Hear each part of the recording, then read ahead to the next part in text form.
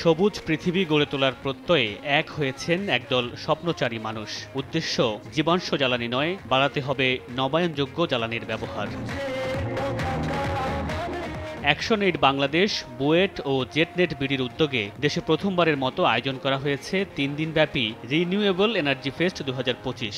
এ উপলক্ষে মঙ্গলবার সকালে দোয়েল চত্বরে ফ্ল্যাশ মুভের মধ্য দিয়ে শুরু হয় আনুষ্ঠানিক আয়োজন। এরপর দোয়েল চত্বর থেকে পরিবেশ রক্ষার সচেতনতামূলক র্যালি নিয়ে এগিয়ে যায় প্রেস ক্লাবের দিকে। সেখানে সংবাদ সম্মেলনে জলবায়ু সংকট মোকাবেলায় নবায়নযোগ্য জ্বালানির ব্যবহার বৃদ্ধি এবং ন্যায়সঙ্গত জ্বালানি রূপান্তরের গুরুত্ব তুলে ধরেন। এটা একটা শুরু, যেটার মাধ্যমে আমরা সামনে এগিয়ে যাব এবং একটা জোয়ার আসবে যে আমরা রিনিউয়েবল এনার্জিতে আরও বেশি ফোকাস করব। পাকিস্তান এবং শ্রীলঙ্কায় যেভাবে রিনিউয়েবলের দিকে মানুষ ব্যাপকভাবে সরকারিভাবে উদ্যোগ নেওয়া হয়েছে, সেই উদ্যোগের দিকে আমাদেরকে যেতে হবে। নবায়নযোগ্য জ্বালানি সভায় আলোচকরা বলেন, নবায়নযোগ্য জ্বালানি কার্যকর করতে পারলে আমদানি নির্ভরতা কাটিয়ে একদিকে যেমন দেশে অর্থনৈতিক চাপ কমবে, অন্যদিকে বাড়বে কর্মসংস্থান। যদি আমরা রিনিউয়েবল ট্রান্সফার হয়ে যাই, আপনারা দেখেন যে অনেকগুলো সেভিংস, কিন্তু এক নম্বর হচ্ছে যে আমরা এই ফরেন কারেন্সি যাচ্ছে না।